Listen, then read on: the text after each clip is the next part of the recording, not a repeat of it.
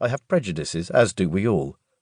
It could be that the chart botherers of today, the people picking up their awards at the end of the year, headlining at the burgeoning number of rock festivals, the people getting those slightly trying too hard reviews in the posh papers. Well, it could be that they will still be around in 40 or 50 years' time, the same way that Keith Richards and Bruce Springsteen have been. It could be that with time they will prove every bit as mythic as their predecessors of the 1960s or 70s. If they are, I won't be around to tell you how surprised I was. What interests me is this.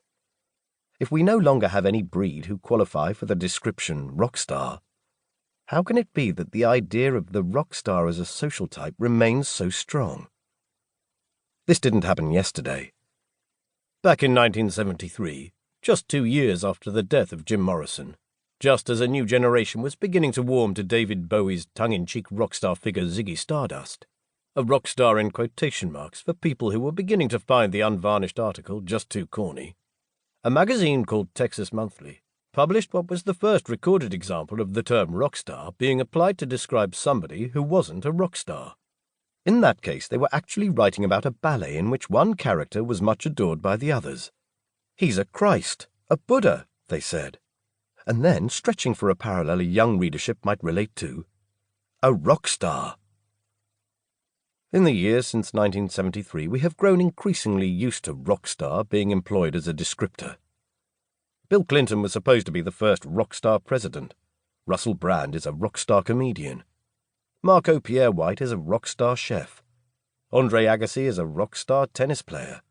These days you can even be a rock star fund manager.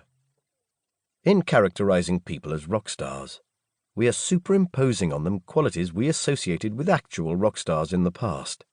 It's only when we describe people who aren't rock stars as being like rock stars that we get an inkling of the qualities we came to associate with rock stars as a tribe. What kind of qualities? Swagger, impudence, sexual charisma, utter self-reliance, damn-the-torpedoes self-belief, a tendency to act on instinct, a particular way of carrying themselves, good hair, interesting shoes. Similarly, there are qualities rock star types do not have. A rock star chef will not refer too closely to the recipe. A rock star politician will not be overly enthralled to the focus group.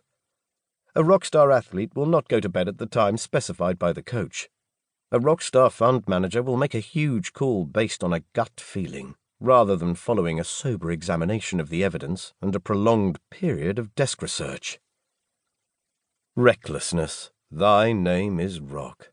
In fact, a deficiency in rec is the defining characteristic we ascribe to rock stars as a social group. We believe in this recklessness so strongly that we even ignore any evidence to the contrary, of which there is plenty. Keith Moon never did run a Rolls-Royce into a swimming pool. The Beatles never did smoke grass at Buckingham Palace.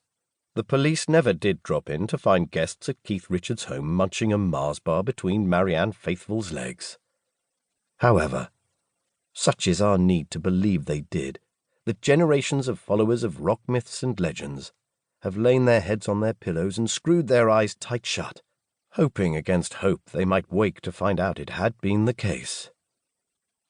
Rock stars didn't just live their own lives. They also lived a life on our behalf. They lived in our heads.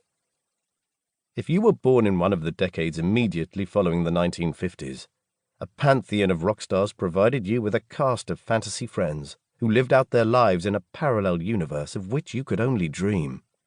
They did things you wouldn't dare do with people you would never meet in places you could never afford to go.